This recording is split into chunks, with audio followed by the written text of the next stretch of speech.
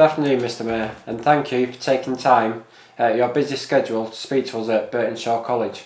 UK Parliament Week is an annual festival that aims to inspire interest in Parliament, politics and democracy, and it encourages young people and the public to engage with the UK democratic system.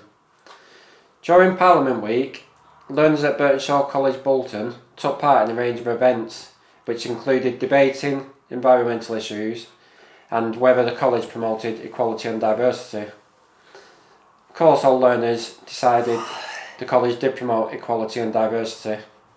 Learners also enjoyed learning more about Parliament through the creation of models using recycled materials, which we've created one here. Our local MP also visited college, socially distanced of course, and took one of the group's models for his office. So I'll just hand you over to Joshua. We also elected the College Learner Council. Anyone who wanted to be this had to be campaigned for votes. Everyone voted for learners who they wanted to represent them to make a difference at college. I am the chairperson and I had lead the learner council meetings, and learners wanted to find out more about what happens in Parliament, and we contacted Andy Burnham for the Greater Manchester. Mr. Burnham agreed to answer some of our questions. Okay, thank you, Joshua. Mr. Burnham, I thought it would be a nice idea if some of the learners could ask you some questions. What I'm going to do now, I'm going to pass you over to Group 1, to Darcy, who's going to start with the questions for you. Okay, thanks, Malcolm. Hi, Darcy. Darcy. I want to you think mayor. So how long have you been the mayor? So, thanks, Darcy. That's 4 years nearly. So I was elected in May 2017. So in May this year, it will be 4 years. And before that, I was an MP, a Member of Parliament for 16 years. So I was the MP for Lee before I became Mayor. So MP for 16 years and Mayor for nearly 4 years now. Okay, thank you, Darcy. And now we're going to hand over to Group 2, to Mo. I'll ask the question on Mo's behalf, Andy. Mo's question is, what's it like to be mayor? So a good question, Mo. I'll be honest, quite hard right now because clearly we've had a tough year, everybody has, but I've been obviously having to run all the different services in Greater Manchester throughout the pandemic. So I'm responsible for transport, for policing, Greater Manchester Police, fire. I've got quite a lot of involvement with the health service. And all of that's been quite hard, but obviously overnight we've had floods as well. So, you know, there's so much going on at the moment, which makes it, makes my job quite challenging, but it's a hard job, but it's a good job because I get the chance to make things change for people, hopefully for the better. So I've helped reduce the number of people sleeping rough in Greater Manchester, which was one of my big priorities when I became the mayor. I have introduced a free bus pass for 16 to 18-year-olds. Maybe some of you might have heard about that or benefited from it, called Our Pass. And yeah, I mean, there were lots of other things I could mention as well. So it's a tough job, but it's a good job. And I'm lucky to do it. Okay, thank you. I'll pass you over to Paul and Jacob because they've got another question. Hi, Paul. Hello. Do you have to be voted to become the mayor? And if so, how many votes did you get? Yes, you do have to be voted to become the mayor of Greater Manchester. So we've only ever had one election for this because this is a new job that I do. It was only created in 2017. So you have to be voted by all 10 boroughs of Greater Manchester. So every single person who lives within those 10 boroughs gets the chance to have a vote. So how many votes did I get? About 360,000 in 2017, which was a lot, although it could have been higher because only about 30% of people voted at that election. So maybe there'll be more voting next time. But yeah, you do have to be voted in. And there may be the next election is coming, we think, in May or maybe a little bit later this year. So just getting ready for that now. Okay, so I'm going to hand you over to Group 3, which is Holly, and she is the Deputy Chairperson for the Learner Council. Great. Hi, Holly. So Holly's off camera, but she's going to ask you the question. Okay. What is the plan after lockdown regarding COVID-19? Okay, thanks, Holly. That's an important question because we don't yet know, of course, when lockdown will end.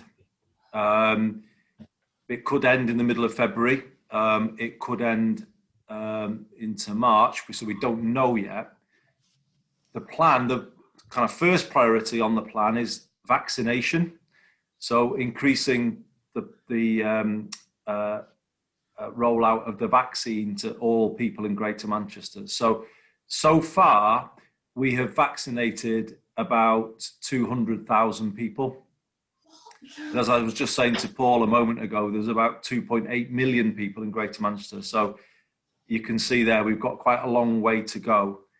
And we need to continue to vaccinate people to make more and more people immune from the virus. And then that will allow us to lift the lockdown and lift the restrictions on people's lives. So vaccination is number one on the plan. Number two on the plan is what we call test and trace. You might have heard of that in the news. So that means if someone's not vaccinated and they get the virus, we still can ask them to stay at home, if not everybody else. And so we need to get that test and trace working. That's part of the plan. And if we do those two things right, number one and number two, so vaccination and test and trace, it means we'll be able to ask the government to lift the restrictions on people so that we can open more businesses, more people can get back to school and college and back to work, and then we can try and get the place going again. So that's the way we're going at it. Greater Manchester's had a lot of challenges during this whole pandemic because sometimes our numbers of people with the virus have been higher than the rest of the country, but currently it's lower. So there are for every 100,000 people who live in Greater Manchester, about 300 people currently have the virus or a bit more. Whereas if in the rest of England, it's about 500 people. So we're in a better position for once. And I'm hoping that if we get this vaccine out to everybody, we might be able to have lower restrictions coming out of all of this, which will be good news for us. And then obviously we can help people get back to a better life. So that's the plan. We want to do more to support young people because we know that your lives have been quite disrupted by all of this. So we're trying to put in place more support for young people with digital equipment and access to jobs and training and all of that kind of thing. So lots going on, Holly, really important question. But I think finally Greater Manchester is in a slightly better place than other parts of the country, and that's a good thing. Thank you. Oscar would like to ask a question now. If you were the Prime Minister, would you do anything different at this time of the pandemic? Oh, good question. Again, I mean, I would have done things quite a bit different throughout the pandemic, to be honest. I mean, I could go into a lot of different things, but I won't bore you with all of that. But I think generally he's been quite slow to do things. It's always been when he's forced to do something, and they probably should have been a bit quicker. I think sometimes they've not given the north of England enough consideration. They've kind of made a few decisions with London in mind, I think, and not enough with Bolton and Greater Manchester and the North in mind. In terms of now, as we are sitting here today, the thing that I would do differently from him is get this test and trace system working. And I would do that by giving the responsibility for it to local councils. So the government gave it to some big companies and it hasn't worked, to be honest. And I think it would work better if the councils in Greater Manchester were controlling it in the same way that the NHS is controlling the vaccination programme. And it works better, I think, when it's controlled by councils and the NHS. So that's one of the big things that I would do differently if I was Prime Minister now. Another thing I would do, which they haven't done properly, is when people are on very low wages, I would give them more help to isolate and take time off work if they're asked to do so. At the moment, we're finding there's a lot of people on very low wages who won't be paid if they take 2 weeks off. So they struggle to take any time off. And then that puts their health at risk and health of people who work with them at risk. And that's something the government, we've asked them to do something about that, and they've never really got that bit right. So just in the way that Group 4, am I right, Malcolm, are isolating today, because sometimes people are asked to isolate, aren't they, when they come into contact with people with the virus. I know there are people at work in Bolton today and in Greater Manchester today who in an ideal world should be at home isolating, but they can't because they know they won't get any pay if they do. And the government has not covered their wages, and they should have done, in my view. So that is one thing definitely I would have done different to the government. Thank you. And we've got one final question from our group. Kamal, can you read that? If you weren't the mayor, what job would you have had come out? So if you were the mayor, what job would you have had? I don't know, really. I was an MP before, so maybe I'd still be an MP. But going back to when I was your age, I wanted to play for Everton, and that didn't quite happen.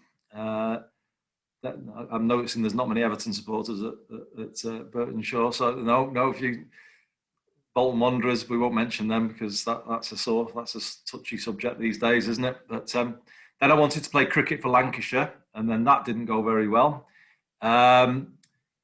What job? I guess if I hadn't gone into politics, I would most likely have been a teacher, because both of my brothers are teachers.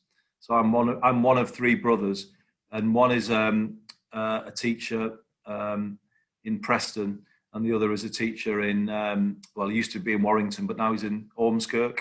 So I would most probably have been a teacher, I would imagine. And I think, to be honest with you, teachers can often do make the biggest difference for people, and I bet yours do in your college. They can change a lot of lives to the better, and they do change a lot of lives to the better. And I think that's such a brilliant career to have. So, an MP if I was, still in politics. If I'd had my dreams, I'd have been running out at Goodison Park every Saturday afternoon, but that didn't quite work. So realistically, a teacher if I wasn't in politics, I think. Okay, and so now we've got a question from Group 5, which is from Phoebe. Who is your favourite politician? Am I allowed to say not Boris, or is that getting a bit too political for today?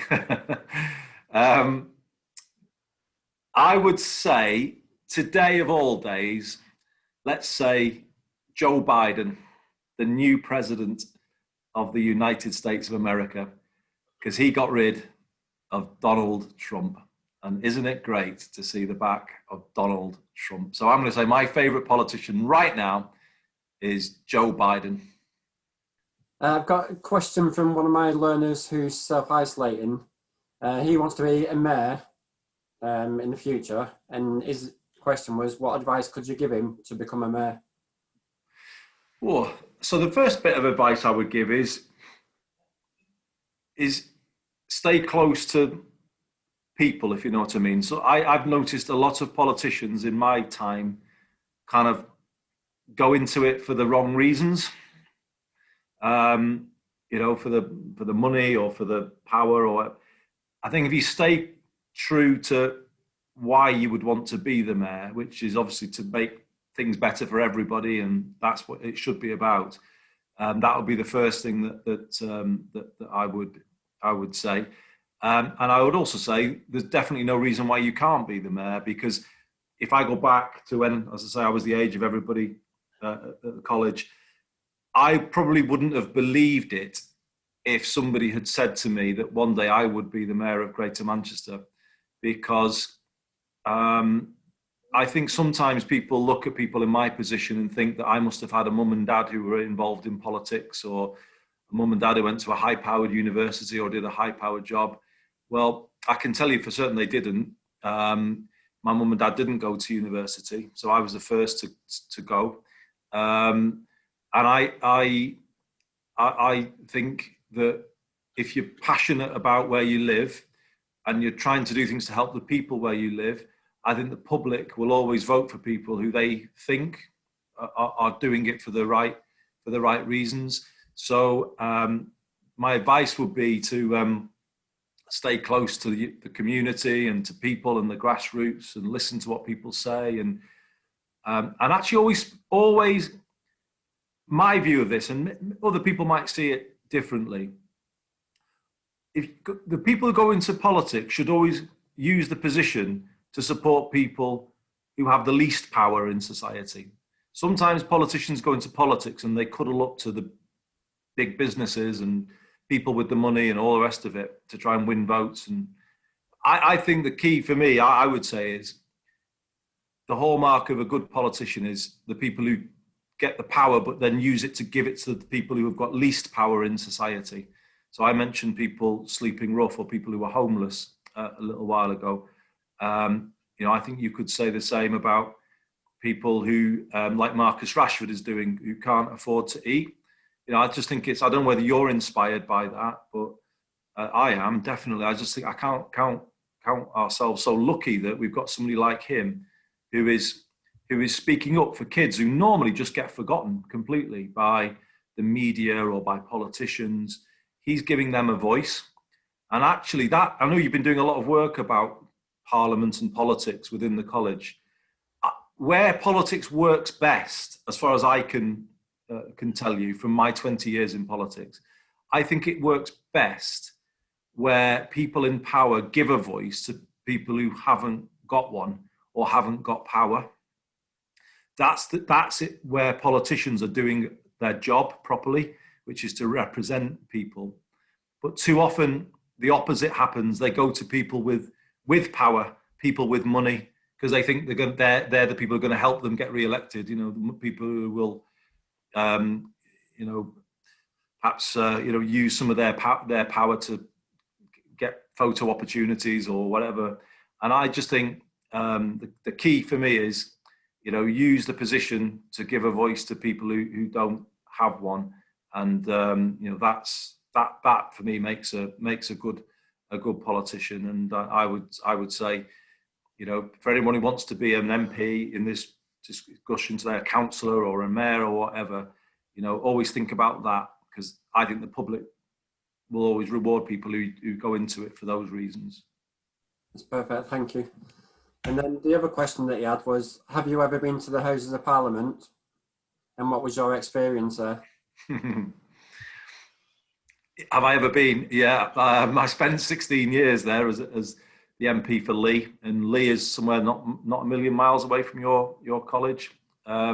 So very similar place, has the same sort of issues as people in and around Bolton and around the college have. What's my experience there? Mixed. I think it's a bit London oriented, if I can put it that way. I think it doesn't necessarily. I don't think the people in Parliament fully understand what life is like in Lee or Bolton or everywhere else. And my experience there was good in some ways, but not in others. One of my big things that I worked on when I was in Westminster was something that happened to me when I was your age, when I was 19, which was when 96 Liverpool supporters died at a football match. I don't know if any of you know about that, but it's Hillsborough.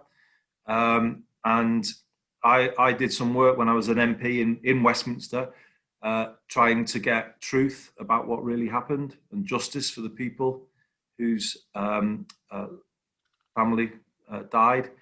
And all I can say to you is that the voice of the North doesn't really get heard down there. They think they can ignore us sometimes, and it can be quite frustrating to be in Westminster.